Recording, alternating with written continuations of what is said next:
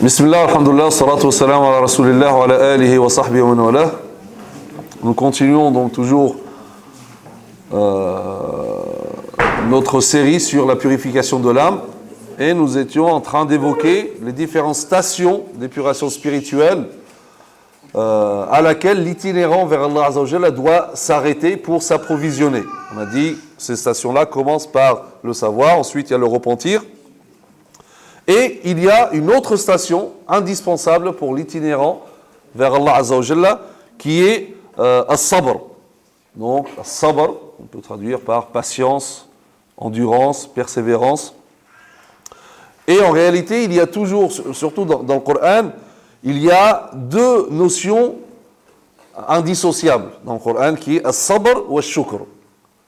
Donc, as-sabr, la patience, et la gratitude. Al-Shukr. Et à plusieurs reprises, dans 4 versets, Allah Azza wa Jalla nous dit Inna fi dhalika la ayatin li kulli sabbarin shakur. Nous dit dans tout ceci, il y a des signes pour tout homme plein d'endurance et de reconnaissance. Donc Allah Azza wa Jalla, il associe les deux. As-sabr, as-sabbar. Ici, sirat mubalagha. C'est-à-dire quelqu'un qui fait preuve d'une extrême patience. Pas juste patient. Al-Shakur, pareil. Qui est très reconnaissant.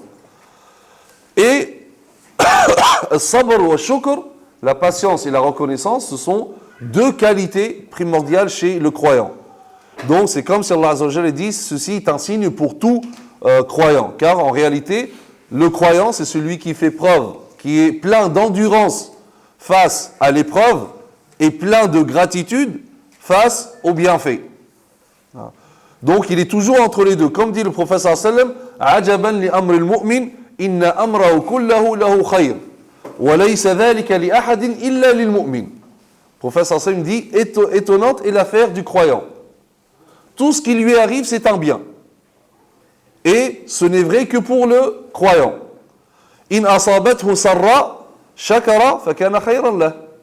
Si un bienfait le touche, il remercie Allah Azza wa Jalla et donc c'est un bien pour lui.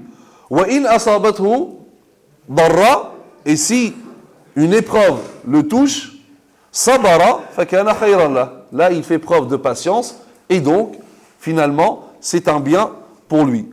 Donc le musulman finalement, il tire toujours un bien de toutes les situations. Des situations d'aisance ou de difficulté, dans les moments de facilité ou dans les moments de difficulté. Et donc, tout ce qui lui arrive, c'est un bien. Et d'ailleurs, ici, le prophète sallallahu alayhi wa sallam, il dit وَلَيْسَ ذَلِكَ لِأَحَدٍ إِلَّا لِلْمُؤْمِنِ. Et ceci n'est vrai que pour le croyant. Il n'a pas dit uniquement musulman. C'est-à-dire que seul celui qui est imprégné ou dont le cœur est imprégné par la foi arrive à ce stade. C'est que c'est quelqu'un, donc lorsqu'il est touché par un bienfait, il est reconnaissant vis-à-vis d'Allah Azza wa Jalla, et s'il est touché par une épreuve, il fait preuve de patience. Donc, nous allons parler de ces deux notions, mais nous allons commencer par sabr, parce que l'être humain a plus besoin dans ce bas monde de sabr. Pourquoi ? Parce que la vie, c'est une vie de lutte, d'épreuve. Allah Azza wa Jalla nous dit لَقَدْ خَلَقْنَا الْإِنسَانَ فِي كَبَدٍ. Nous avons créé l'être humain pour une vie de lutte. Ça on dit c'est difficile, etc. Mais c'est normal. Qu'est-ce que tu croyais ? Cette vie, c'est une vie d'épreuve. Le repos, c'est dans l'au-delà. Donc c'est normal que tu passes par des difficultés. C'est normal que tu passes par des épreuves. Allah Azza wa Jalla te le dit لَقَدْ خَلَقْنَا الْإِنسَانَ فِي كَبَدٍ. Il t'a averti dès le départ. Nous avons créé l'être humain pour une vie de lutte. Et d'ailleurs, depuis l'enfance, c'est comme ça. Comme disaient les savants, c'est pas par hasard que l'enfant, lorsqu'il naît, il pleure. C'est comme si c'était un signe que la vie est faite d'épreuves. C'est comme ça. Donc, la vie est pleine d'épreuves, donc le musulman, forcément, il va rencontrer donc plusieurs justement épreuves, soit c'est donc il est exposé à un bienfait qui va disparaître, ou à une calamité qui va le toucher, à la perte d'un proche, etc. On a posé la question à l'imam Ali ibn Abi Talib radhiyallahu anhu, sif lana ad-dunya. Décris-nous ce bas monde. Il dit, wa madha asifu lak min darin awwaluha buka wa awsatuha ana wa akhiruha fana. Il dit, que veux-tu que je te décrive? Dunya, c'est une demeure. Son début, c'est des pleurs. Son milieu, son centre, c'est de la souffrance. Et sa fin, c'est la mort. Donc pour dire que c'est une vie d'épreuve et de lutte. Donc le musulman, il doit se préparer pour cette vie de lutte. Et donc il doit s'armer de patience, d'endurance et de persévérance. Et d'ailleurs, as-sabr fait partie des obligations de l'islam. Et c'est la moitié de l'iman, de la foi. Et Allah Azza wa Jalla l'a cité dans le Coran à plus de 80 reprises en droit dans le Coran. Allah Azza wa Jalla ordonne le sabr. C'est une obligation. Allah Azza wa Jalla dit wasta'inu bis-sabri was-salah. Il dit, ô les croyants, cherchez secours dans l'endurance et la salat. Et Allah Azza wa Jalla nous interdit le contraire de la patience. Il dit, en parlant au prophète sallallahu alayhi wa sallam, فاصبر كما صبر أولو العزم من الرسل ولا تستعجل لهم.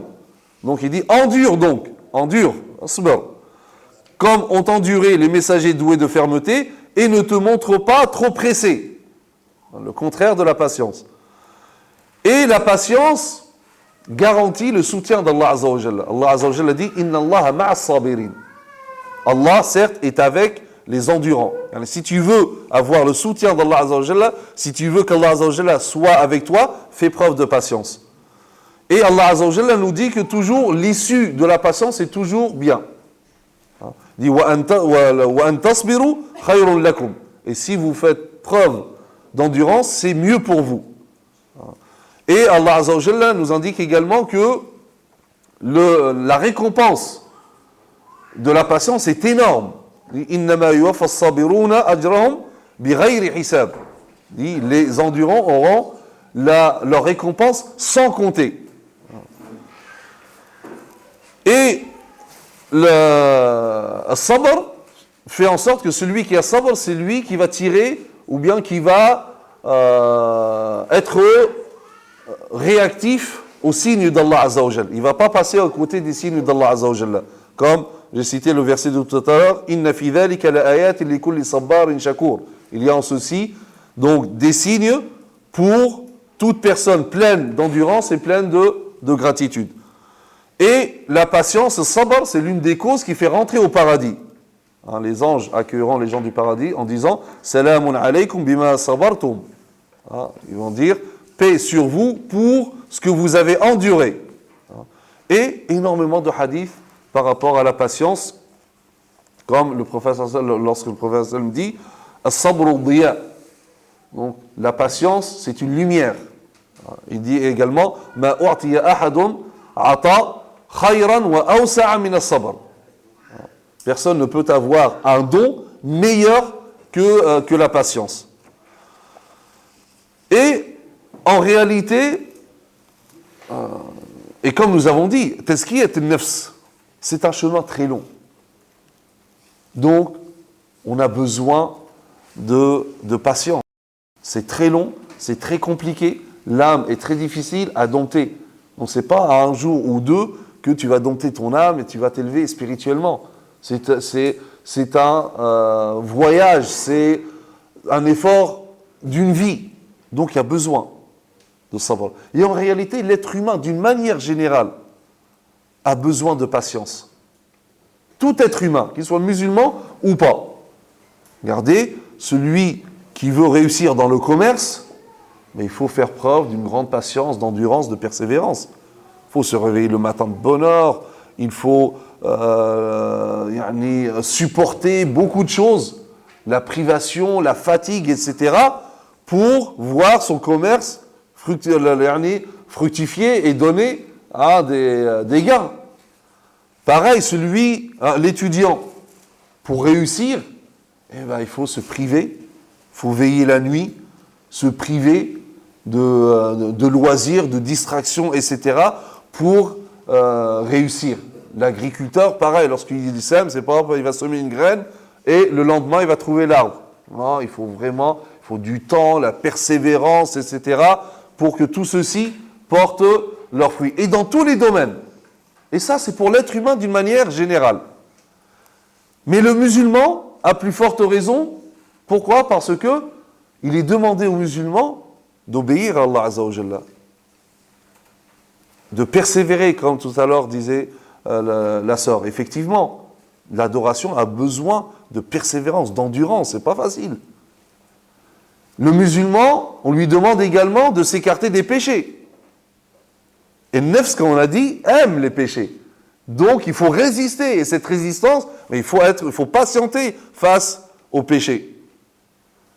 Et aussi, il est demandé aux musulmans de faire preuve de patience lors des épreuves qui peuvent le toucher dans sa vie.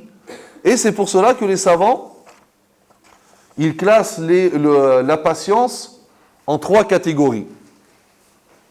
Donc, tout d'abord, as-sabr ala ta'atillah, faire preuve de patience dans l'obéissance d'Allah Azza wa Jalla, as-sabr an ma'asiyatillah, faire preuve de patience face à la désobéissance d'Allah Azza wa Jalla, wa sabrun 'anil masa'ib wal bala, et faire preuve de patience face à la calamité et aux épreuves de la vie. As-sabr ala ta'atillah, faire preuve de patience, d'endurance, de persévérance dans l'obéissance, c'est d'être assidu à l'adoration d'Allah Azza wa Jalla et de faire preuve de sincérité dans l'adoration d'Allah Azza wa Jalla. Ça aussi, c'est une épreuve. Même si tu pries, tu es assidu à la prière, mais le fait d'être à chaque fois sincère et vouer à chaque fois tes actes d'adoration à Allah Azza wa Jalla, sans que ça soit entaché par l'ostentation. Ça, c'est un jihad. C'est une difficulté. Parce que le nefs, c'est toujours tenté. Elle aime bien les compliments, etc. Donc, parfois, elle te dit, vas-y, tu arrives à la mosquée, là, tu pries, mashallah, 2 rak'at, il te faut 5-10 minutes. Alors que lorsque tu pries chez toi, les 4 rak'at, c'est PGV, prière grande vitesse. En 2 minutes, ça, il a déjà fini. Quand il est à la mosquée, c'est Allahu Akbar. Et ça, c'est une lutte. Non, ça ne veut pas dire qu'à la mosquée, il faut qu'il fasse la même chose. Non, c'est à la maison qu'il fasse la même chose que la mosquée. Et ça, il faut une persévérance. Le nefs, c'est comme ça. Elle aime l'ostentation, etc. Donc, c'est ici faire preuve de patience dans l'obéissance, c'est donc faire preuve de sincérité, être assidu, faire preuve de sincérité et de l'accomplir comme Allah Azza wa Jalla a prescrit et pas comme moi je veux. Allah Azza wa Jalla nous a, entre autres, cité un exemple de persévérance, de patience, d'endurance dans l'obéissance à Allah Azza wa Jalla. L'histoire d'Ibrahim alayhi salam, lorsque Allah Azza wa Jalla lui donne l'ordre dans son rêve d'immoler son fils unique, et qu'il a attendu plus de 80 ans. Et après 80 ans, son fils unique, Allah Azza wa Jalla lui dit, il faut l'immoler. Et là, c'est une épreuve. Est-ce qu'il va patienter ? Son épreuve, c'était ça. Est-ce qu'il va patienter face à l'obéissance d'Allah Azza wa Jalla ? Et effectivement, donc, Ibrahim alayhi salam, donc, il s'est montré patient, il a réussi l'épreuve. C'est Allah Azza wa Jalla. Le but, ce n'est pas d'immoler Ismaïl alayhi salam. Ibrahim alladhi wafa. Ibrahim qui a donc été, ou bien qui a respecté son engagement. Et donc, il s'est montré patient vis-à-vis de l'obéissance. Et d'ailleurs, l'attitude de l'enfant était à la hauteur de l'attitude du père. Il ne faut pas oublier Ismaïl, alayhi salam, qui lui aussi, lorsque son père lui dit « Je vois dans le rêve que je vais t'immoler », il n'a pas dit « Oh, père, j'ai rien fait, là, pourquoi là ?» Mais non, là, il sait que c'est une révélation. C'est un prophète. Et donc, qu'est-ce qu'il lui dit? If'al ma tu'mar. Fais ce que Allah t'ordonne. Il n'a même pas dit If'al bi. Fais de moi. Lui, c'est secondaire. Fais ce qu'Allah Azza wa Jalla t'ordonne. Satajiduni insha'Allah. Et encore, regardez l'adab ma Allah Azza wa Jalla. Vraiment, le respect, l'amour d'Allah Azza wa Jalla. Il lui a pas dit, tu me trouveras parmi les endurants. Tu me trouveras, si Allah le veut, parmi les endurants. Et effectivement, il l'a été. Ça, c'est la patience, l'endurance dans l'obéissance d'Allah Azza wa Jalla. Parce qu'effectivement, l'obéissance d'Allah Azza wa Jalla, en général, notre nefs n'aime pas. Ça va à l'encontre de notre nefs. Donc, il faut faire un effort sur mon nefs et obéir à Allah Azza wa Jalla. Et ça nécessite une grande patience. Et le sabr an ma'siyatillah, faire preuve de patience face à la désobéissance cette fois. Donc, c'est-à-dire, c'est le fait de fuir les péchés, de s'écarter des péchés d'une manière continue. Et là encore, Allah Azza wa Jalla nous cite un exemple très significatif qui est l'histoire de Youssef alayhi salam. Youssef alayhi salam, c'est le péché qui est venu vers lui.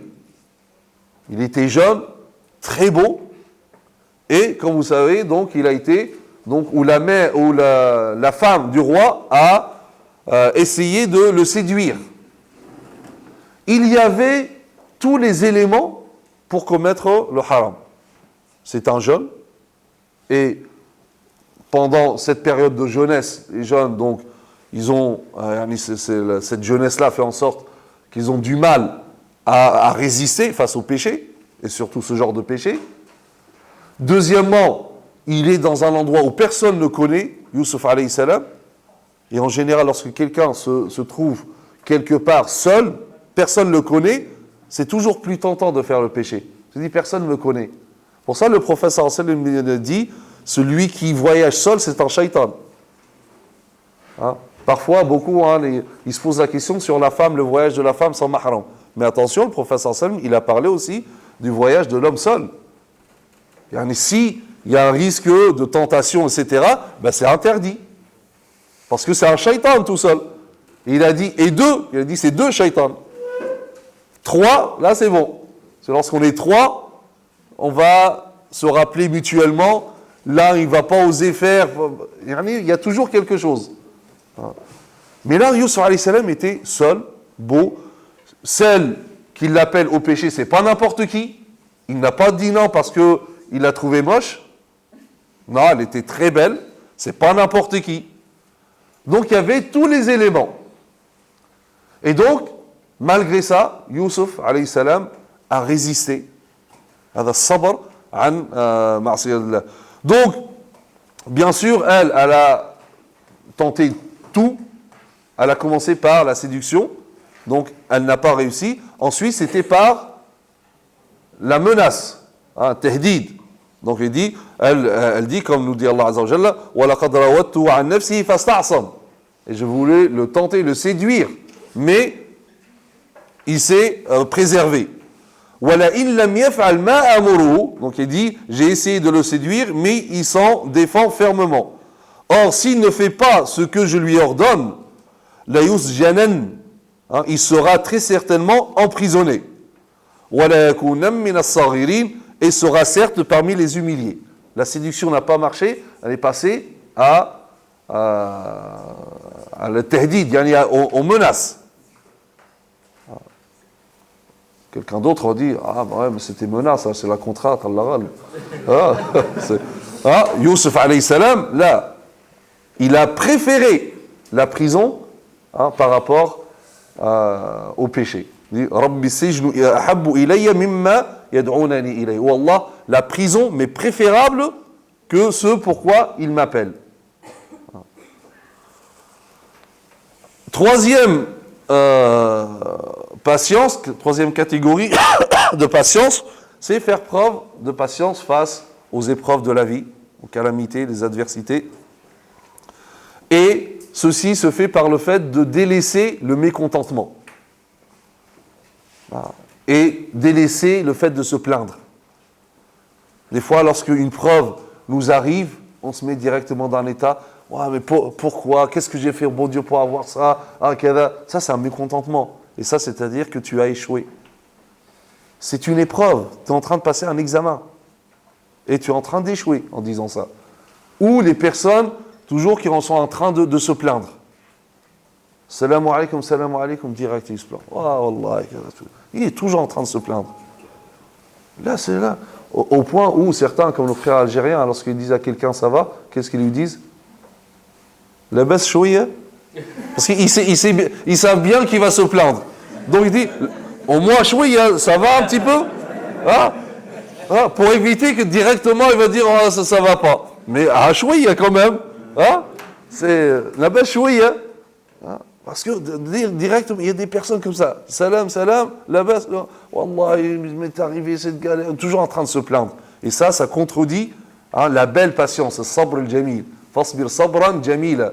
Allah Azza wa Jalla, il dit au prophète, pas de patienter uniquement, mais d'une belle patience. Une belle patience, c'est-à-dire la patience dans laquelle il n'y a pas de plainte.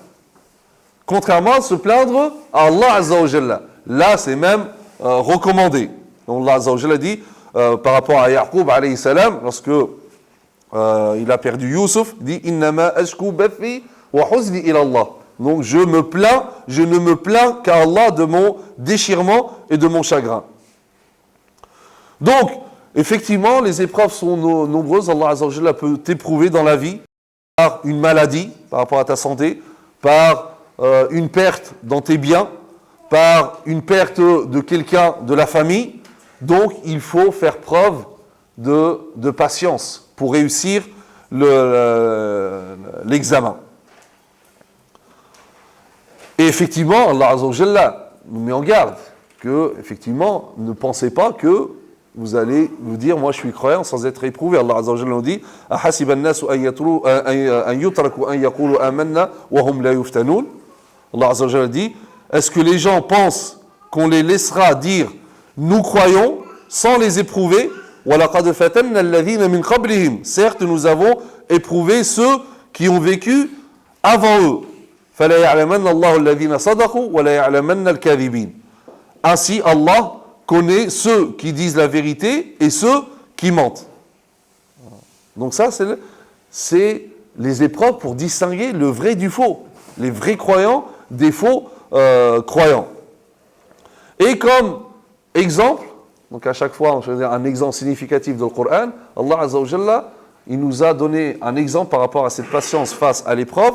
C'est l'exemple de Ayyub, alayhi salam, le prophète Ayyub, Job. Ayyub, alayhi salam, qui a été éprouvé dans sa santé, dans ses biens. Il a perdu tous ses biens, il a perdu sa santé, ses biens, ses enfants. Et il a fait preuve de patience. D'ailleurs, Allah Azza wa Jalla dit Inna wajadnahu sabira. Nous avons trouvé en Ayyub donc quelqu'un d'endurant, de persévérant, de patient. Et même aussi, comme j'ai dit tout à l'heure par rapport à Ismaïl alayhi salam, c'est l'adab, la bienséance vis-à-vis d'Allah Azza wa Jalla, lorsque lui aussi se plaint à Allah Azza wa Jalla. Et qu'est-ce qu'il dit Allah Azza wa Jalla? Massani ash-shaytanu binusbin wa adhab. Il dit, ash-shaytan, il m'a touché par la souffrance. Mais en réalité, c'est qui lui a affligé cette épreuve? C'est Allah Azza wa Jalla. Mais regardez, par respect à Allah Azza wa Jalla, il dit, il n'attribue pas ce mal à Allah Azza wa Jalla. Il dit, oh Allah, c'est toi qui m'as fait ce mal. Jamais, il n'a pas osé dire ça. Non, il l'a attribué au shaitan. Donc, il faut que le musulman donc, patiente dans les différentes épreuves de la vie. Et parmi la patience, ou aussi ce qui fait partie de la patience face aux difficultés, aux épreuves, c'est les épreuves dans le chemin de la da'wah. Lorsque tu t'engages pour servir Allah Azza wa Jalla, pour transmettre le message d'Allah Azza wa Jalla, attends-toi aux épreuves. Ne te dis pas que c'est un chemin facile. Parce que on va te dénigrer, On va dire de toi, tu es radicalisé. On va dire de toi, tu es un intégriste. On va dire de toi, tu es un fondamentaliste, les islamistes, tous les istes possibles. Hein?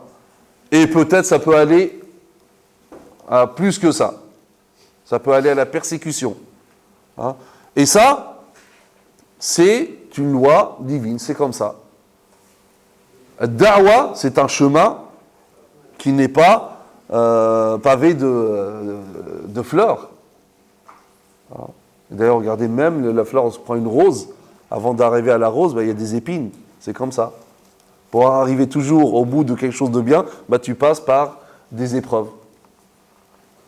Et il faut savoir que c'est comme ça. C'est-à-dire que si tu appelles au bien, forcément ceux qui appellent au mal vont s'opposer à toi. Forcément.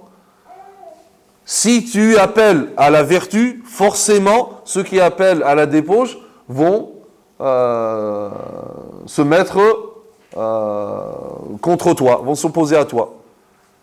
Si tu appelles à croire en Allah Azza wa Jalla, ceux qui appellent au contraire, ils vont se mettre contre toi. C'est comme ça.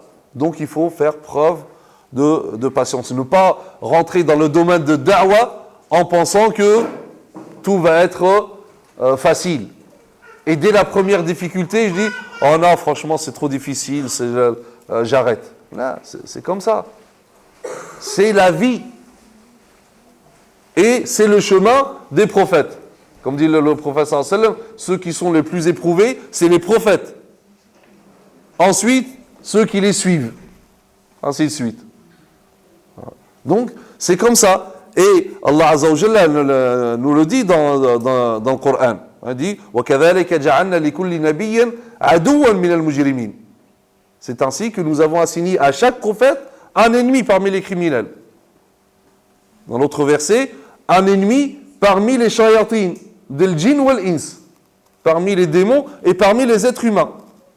Et effectivement, Allah Azza wa Jalla a créé Adam alayhi salam, il lui a assigné comme ennemi Iblis. Il a créé Ibrahim alayhi salam, il lui a mis en face qui? Namroud, son épreuve, Namroud.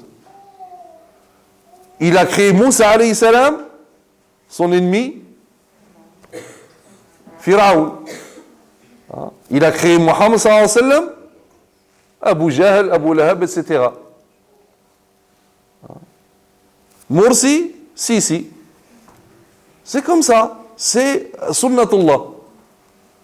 Donc, il ne faut pas s'attendre à un chemin facile, mais il faut faire preuve de patience, d'endurance et ne pas baisser les bras devant n'importe quelle épreuve. Donc, voici les 3 types de patience donc, qui sont nécessaires dans le cheminement vers Allah Azza wa Jalla pour donc, l'itinérant qui emprunte ce chemin de la purification de l'âme. Donc la station de Sabr, c'est une station donc, importante pour s'approvisionner dans le chemin de la purification spirituelle. Wa subhanaka Allahumma bihamdik nashhadu an la ilaha illa ant nastaghfiruka wa natubu ilayk wa sallallahu ala sayyidina Muhammad wa ala alihi wa sahbihi wa sallam taslima. Assalamu alaykum wa rahmatullahi wa barakatuh.